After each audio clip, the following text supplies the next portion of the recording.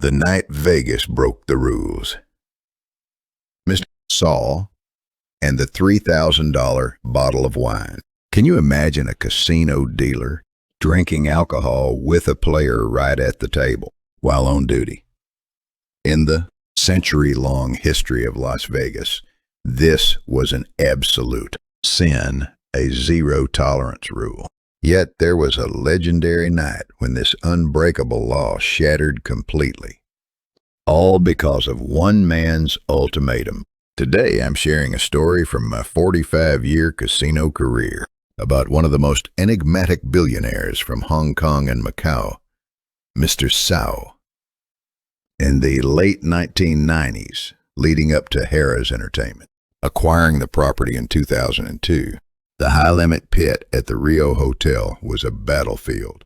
Back then, casinos that allowed a betting limit of $100,000 per hand were few and far between. Naturally, the world's most elite, hardcore gamblers flocked to the Rio, and standing right at the center of that storm was Mr.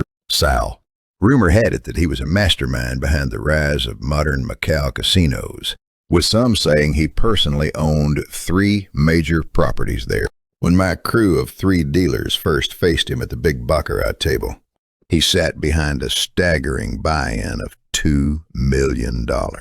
Without flinching, he began firing maximum bets of $100,000, hand after hand.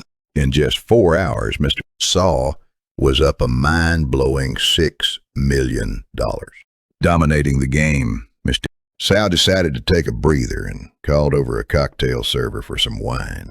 Of course, for whales of his stature, all premium food and liquor were completely on the house.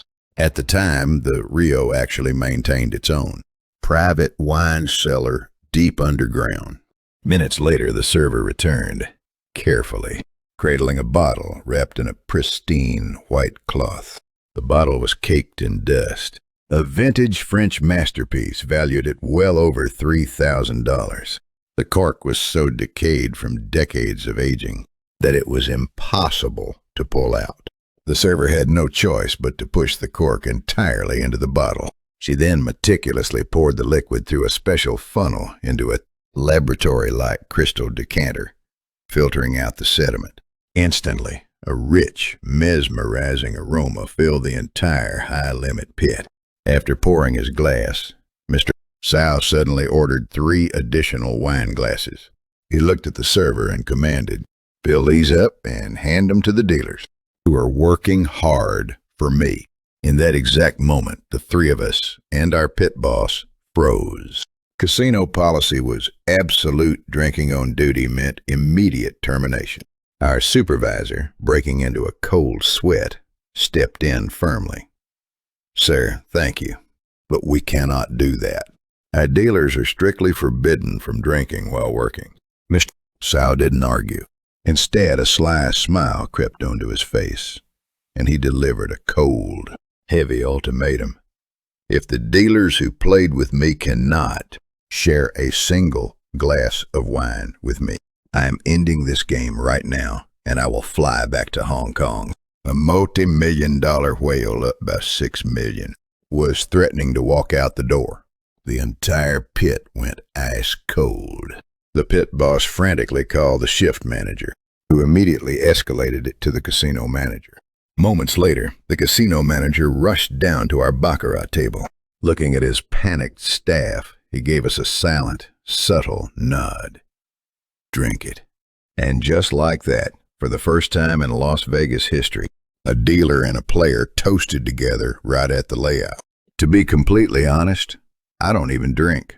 Wine especially causes my face to turn bright red and makes my heart race. But under the house's orders, I swallowed the $3,000 wine.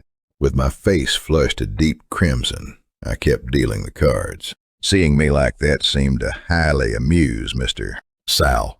Soon enough, our shift ended, and our relief crew took over. Because of the casino's sudden order, we jokingly found ourselves driving home as forced drunk drivers after our shift. 2 days later, after my scheduled days off, I returned to work only to hear a shocking update. The unstoppable Mr. Sal had stayed at the tables for the next 48 hours. He had given back every single penny of the $6 million he won, bled through his own millions of seed money, and left for Hong Kong completely wiped out. The gambling business is a terrifying thing because ultimately the casino is a business that trades in human greed. When you win, you want more. When you lose, you desperately want to chase what you lost. It is an endless, spinning wheel. Even a billionaire who treated a $3,000 bottle of wine like a casual drink couldn't outrun the crushing weight of his own desire. It was a profound lesson. I'll never forget a glimpse into the raw human condition behind the neon lights of Las Vegas. Disclaimer: the content on this channel is based on my personal experience as a casino dealer and accounts from fellow colleagues. To ensure privacy, all names and identifying details have been altered or omitted. If you enjoyed this story, please like and subscribe. I'm the casino veteran. Thank you.